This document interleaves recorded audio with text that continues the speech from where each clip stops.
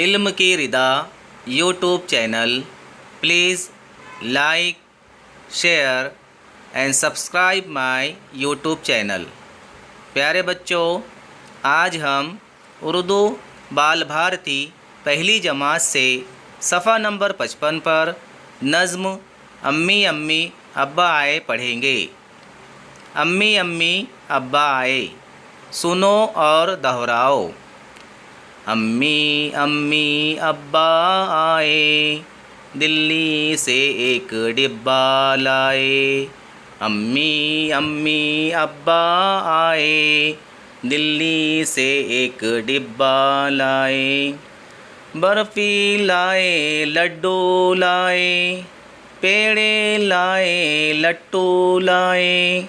मुन्ना है एक अच्छा बच्चा, मुन्ना है एक सच्चा बच्चा। उसने लड्डू पेड़े खाए, भाई और बहनों को खिलाए। मुन्ने तुम ये लट्टू ले लो, चाहो तो ये टट्टू ले लो।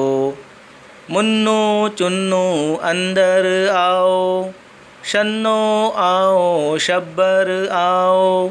शक्कर पारे ले लो बच्चों, खा पी कर सब खेलो बच्चों। प्यारे बच्चों, आपको इस नज़्म को सुनना है और याद करना है। मिलते हैं नेक्स्ट वीडियो में। खुदा हाफिज़।